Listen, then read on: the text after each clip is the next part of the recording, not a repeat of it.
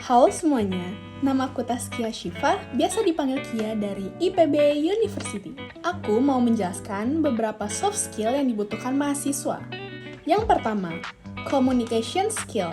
Communication skill ini bisa diartikan dengan kemampuan untuk menyampaikan informasi dengan jelas dan efektif, baik secara lisan maupun tulisan. Lalu, bagaimana cara pengembangannya?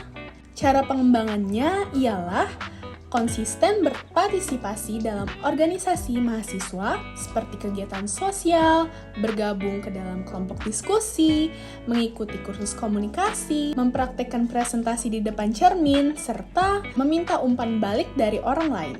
Selain itu, mengapa sih kita harus memerlukan communication skill ini? Karena kemampuan komunikasi sangat diperlukan dalam kehidupan sehari-hari, terutama dalam hal menjalin relasi, pengembangan usaha, serta personal branding. Yang kedua, kerjasama dalam tim. Kerjasama dalam tim adalah suatu kemampuan yang kuat dalam mengarahkan dan mendorong para individu dalam menuju dan meraih tujuan organisasi secara bersama-sama. Lalu, cara pengembangannya ialah mengambil bagian dalam proyek kelompok, berinteraksi dengan beragam orang, mempelajari cara mengatasi konflik, dan tingkatkan kemampuan dengan mendengarkan orang lain. Lalu, mengapa kita memerlukan kerjasama tim? Karena di dunia perkuliahan nanti seringkali ada tugas berkelompok, di mana kita dituntut untuk bekerja sama, mendengarkan ide orang lain, berbagi tanggung jawab, serta mengatasi konflik adalah kunci dalam kerjasama tim. Yang ketiga, pemecahan masalah. Pemecahan masalah merupakan kemampuan untuk menganalisis situasi, mengidentifikasi masalah, dan menemukan solusi yang tepat. Lalu, bagaimana cara mengembangkannya? Yang pertama, selalu ajukan pertanyaan kritis, mempelajari metode analisis, mencari solusi alternatif, dan mempelajari dari pengalaman sebelumnya. Lalu, apa alasannya sih kita memerlukan problem solving?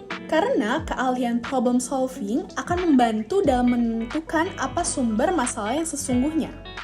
Dengan kemampuan ini pula, kita bisa menemukan solusi terbaik yang paling efektif dan efisien. Yang keempat, kreativitas. Kreativitas berarti menciptakan sesuatu yang belum pernah ada menjadi ada. Lalu, bagaimana cara pengembangannya?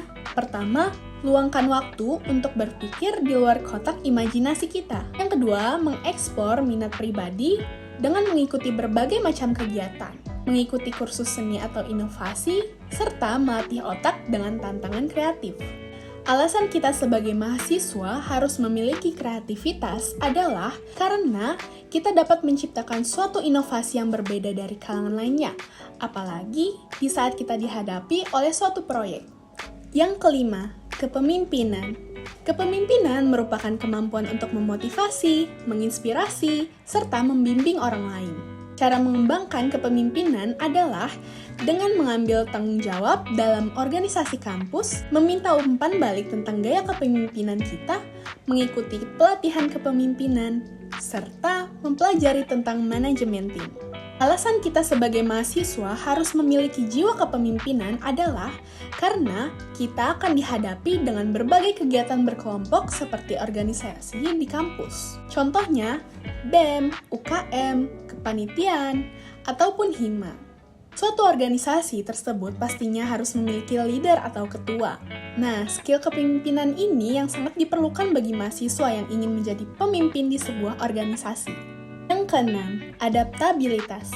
Adaptabilitas bisa diartikan sebagai kemampuan untuk beradaptasi dengan perubahan situasi ataupun lingkungan. Cara mengembangkan adaptabilitas sebagai mahasiswa adalah dengan mengambil bagian dalam kegiatan baru, menjadwalkan waktu untuk merencanakan ulang, mempelajari cara menghadapi ketidakpastian, serta melatih kemampuan fleksibilitas. Kita harus mempunyai skill adaptabilitas sebagai mahasiswa pastinya tidak selalu berada menetap di satu lingkungan. Di lingkungan akademis yang berubah-ubah, mahasiswa perlu menyesuaikan diri dengan jadwal, tugas, circle pertemanan, ataupun perubahan rencana. Yang terakhir ialah time management. Time management adalah cara seseorang untuk membuat serta mengatur jadwal kegiatan setiap harinya.